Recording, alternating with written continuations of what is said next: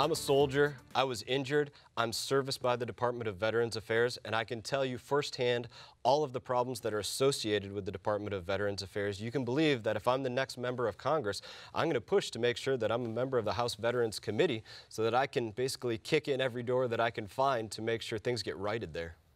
Congressional candidate and Afghanistan veteran Brian Mast on this program earlier this week saying he knows firsthand the gaps within the VA. As the VA continues to struggle with its health services, current members of Congress have serious concerns of overprescribing drugs still plaguing the VA. These overprescribing of medications has been linked to several deaths among veterans. Mindful of that, let's call on one of those congressmen taking a closer look at this. Representative Dan Benishek of Michigan, who is the chairman of the Veterans Health Subcommittee on the House Committee on Veterans Affairs. And before he was elected to Congress, he actually was a physician at a VA hospital. Dan, it's so good to have you here on Newsmax Prime. Thanks for having me, JD. It's a pleasure to be with you. And you know this challenge firsthand. How bad are the problems with VA healthcare? Well, they're really bad. It's not the people that are taking care of the patient. You know, it's not the doctors and the nurses that who are helping our veterans. Those people are really dedicated. It's the bureaucracy. It's the way things are done. It's the lack of access to specialists and the care that they provide. You know, the example that you give with this overprescription, it seems that, you know, primary care physicians have been responsible for dealing with chronic pain, and they've been unable to get veterans to pain specialists where there may be alternative treatments rather than just simply putting somebody on narcotics and then, you know, forgetting about them. Congressman, your committee recently held a hearing on this very topic. What do you hope comes about from this meeting? Well, we need to get the VA to staff up and get the specialists that need to take care of patients. And the problem with the VA is we've been investigating this for years. They just don't change. You know, every time you have a member of the administration come in and talk to you about, you know, what's going on, they say, oh, we're doing better, we're doing better.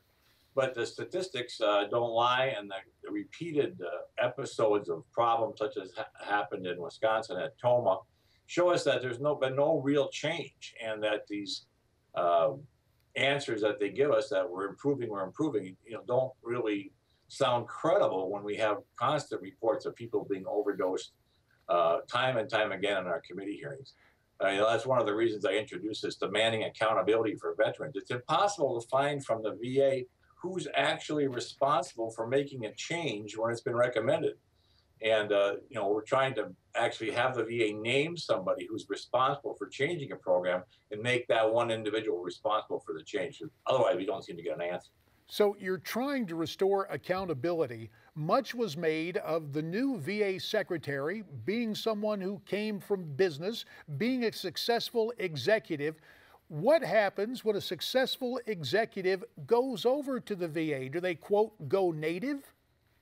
Well, I don't know exactly what's happened over there. You know, I was very impressed with Mr. McDonald when I first met him, and I was very hopeful that there'd be some change in the VA system. But despite his assurances when he first came on board, nothing's really changed. You know, we passed a Choice Act last year, which gave the secretary increased powers to remove people that were blocking progress.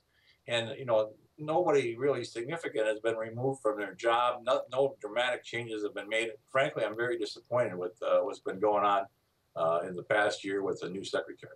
So, Congressman, let me ask you this. A lot of people have been saying that it's time to privatize the VA. Do you agree? Hey, listen, you know, that's what the whole idea of the Choice Act is to allow veterans the choice whether to get care within the VA system or to get care outside the VA system and have the VA pay for it. They've been fighting this tooth and nail. They don't seem to be able to implement it. It's not going the way I wanted it to go. We need to stay on top of them and make sure they implement this and give veterans a true choice to get care locally. In my district, you know, it's very rural. So many times people have to drive hundreds of miles to get care done, and that's just not right. And the way this Choice Act has been implemented is not very good. I think veterans deserve a true choice to get, you know, care outside the VA or within the VA, whatever they prefer. Dan, we've got about 30 seconds left. We began with a comment from Brian Mast, a young Afghanistan veteran, double amputee, who says he wants to come to Congress and get on the Veterans Affairs Committee. Are members actively interested in joining the Veterans Committee?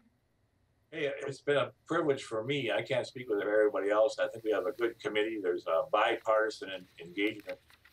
Even today's hearing today, we had people on Democrat side and Republican side pairing up to question what's going on in this administration.